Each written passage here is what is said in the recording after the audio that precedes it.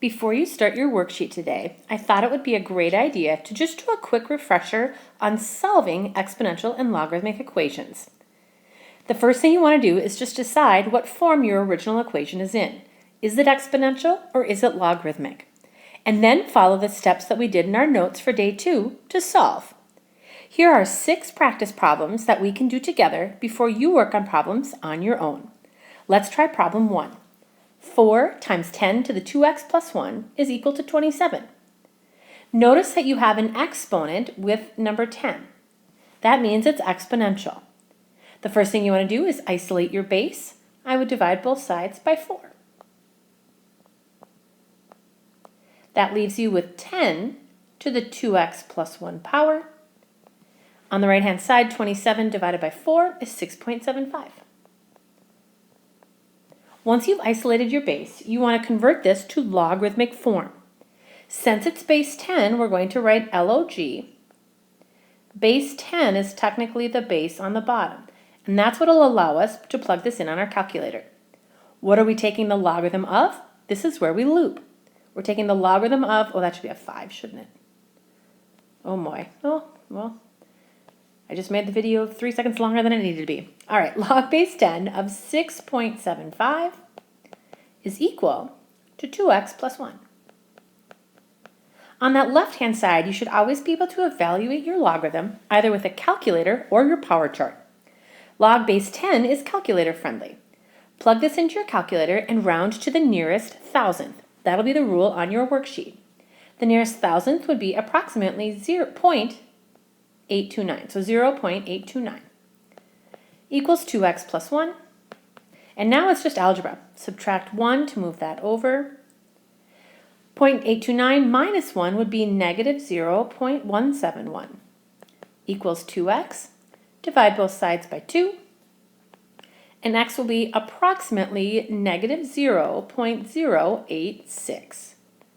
Now, not all answers will be decimal form, but not round to the nearest thousandth if they are. Problem 2, 3 to the 4x is equal to 27. In this example, we also have an exponent. That means it's exponential. Our base is 3. It's isolated. We go right to step 2. In step 2, we convert to logarithmic. We write log, and now our base is 3. What are we taking the logarithm of? We loop it to 27. And what do we set it equal to? 4x. This is a situation now that's not calculator friendly. We have to use our power chart.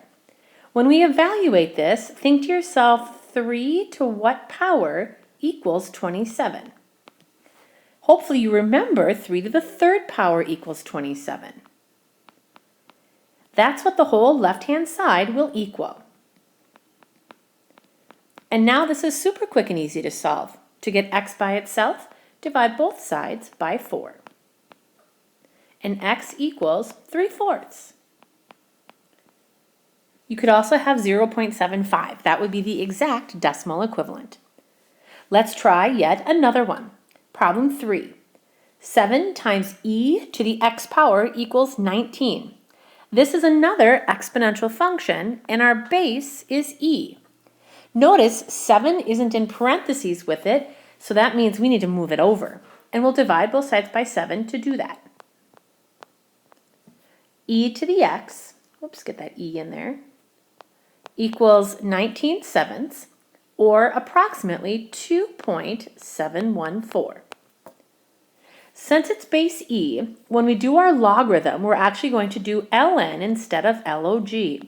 So ln, which was base e, which is always base e, what are we taking the ln of? 2.714. What does it equal? Well, this time it already equals x. All we need to do is plug this into our calculator. When you plug this in, the e doesn't need to be there. You just type ln of 2.714.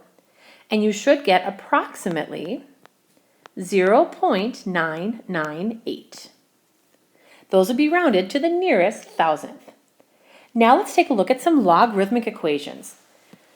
Step 1, when you know it's a logarithmic equation, is to isolate the logarithmic term. In this example, notice the logarithm has a parenthesis, so that's all by itself already. The second thing you'd want to do is convert it to exponential. We need to know the base. If it says log base 3 on the left, that means that 3 on the bottom is our base. And then to convert it to exponential, we raise it to the power by looping. So we'll take 3 to the second power. What does this equal? Well, we loop it back. It'll equal the entire parenthesis 3x plus 1. Now, to get x by itself, we need to follow order of operations. 3 squared is 9 on the right, or on the left. I'll move 1 over. 9 minus 1 is 8. And then I'll finally divide both sides by 3. And I get x equals 8/3. There you go. Well, that's not like a 3. Let's make sure we have enough room here. I'll just write it right here. Nope, I won't write it there either. Hang on. X equals, 8/3. All right, let's try the next one. Problem 5 looks a lot like problem 4, but the process will in fact be different. When we solve, our step 1 is to isolate our logarithmic term. The big difference in problem 5 is that there isn't a parenthesis. What that indicates is that our logarithmic term is just this first part. That plus 1 isn't connected with it. What that means is we need to move that over first. And I'll subtract it to do so. We'll get log base 3 of 3x is equal to 1. Hang on just 1 second. There we go. I just wanted to give myself a little bit more room. Not sure if I need it or not.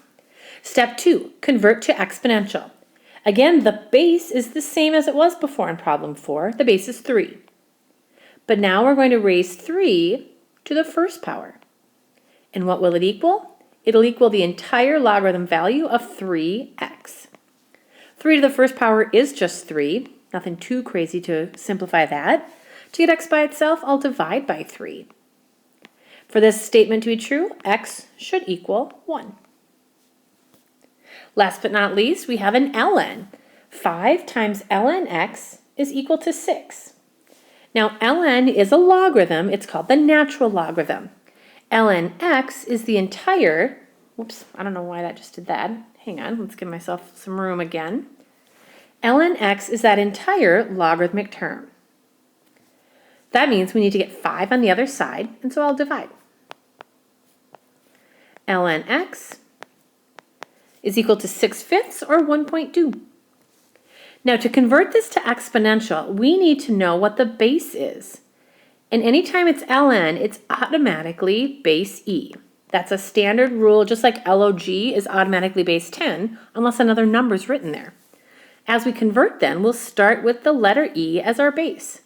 We'll raise it to the 1.2 power, and then we'll set it equal to x. If you enter e to the 1.2 power in on your calculator, you'll get x is approximately equal to 3.320. You'll have some practice with your worksheet today. Hopefully these refresher problems will give you a step in the right direction. Please work on the 6.3 worksheet and submit that for credit.